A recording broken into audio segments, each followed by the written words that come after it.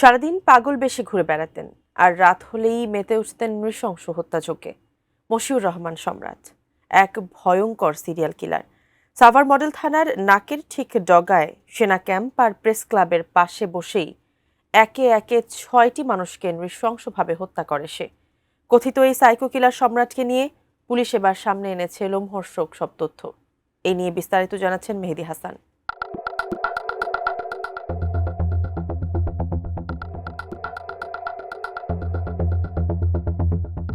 যুক্তরাষ্ট্রের সবচেয়ে ভয়ঙ্কর সিরিয়াল কিলার স্যামুয়েল লিটল, যিনি একসময় দিনের বেলায় ভবঘুরে সেজে রাস্তায় ঘুরে বেড়াতেন, যার নিরীহ চোখের আড়ালে লুকিয়েছিল এক ভয়ঙ্কর হত্যাকারী।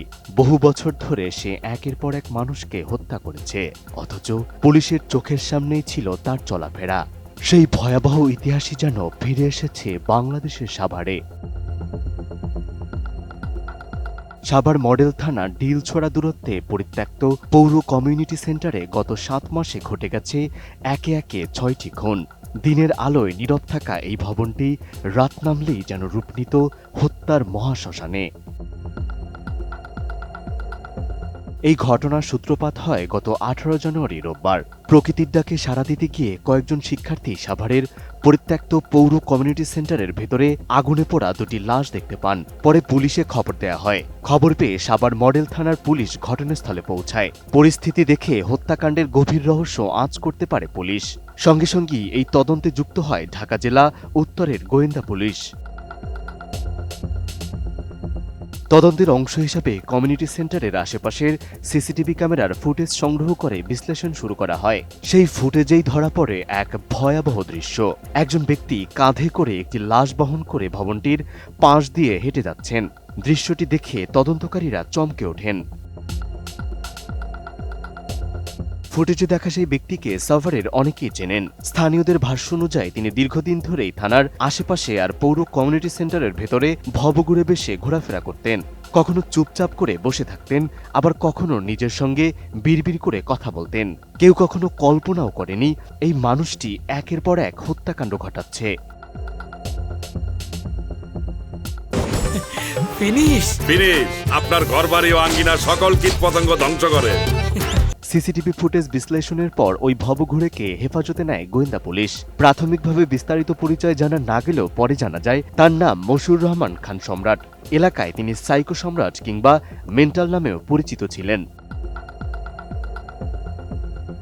ঢাকা জেলা উত্তরের গোয়েন্দা পুলিশের ইনচার্জ সাইদুর রহমান জানান, পরিত্যক্ত সাভার পৌর কমিউনিটি সেন্টারের ভেতরে দুটি পোড়া মরদেহ উদ্ধারের ঘটনায় সম্রাটকে পুলিশি হেফাজতে নেওয়া হয়েছে। তাকে প্রাথমিক জিজ্ঞাসাবাদ করা হচ্ছে। তদন্তের স্বার্থে বিস্তারিত তথ্য পরে জানানো হবে।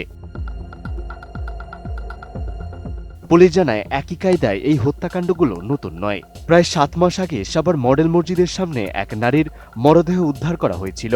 এরপর গত বছরে ২৯শে আগস্ট রাতে সাভার পৌর কমিউনিটি সেন্টার থেকে হাত পা বাঁধা অবস্থায় এক অজ্ঞাত যুবকের মরদেহ উদ্ধার করা হয়। ওই যুবকের পরিচয় এখনও নিশ্চিত করা যায়নি। এরপর ১১ অক্টোবর রাতে একই পরিত্যক্ত ভবনের ভেতর থেকে অজ্ঞাত এক নারীর অর্ধনগ্ন মরদেহ উদ্ধার করে পুলিশ।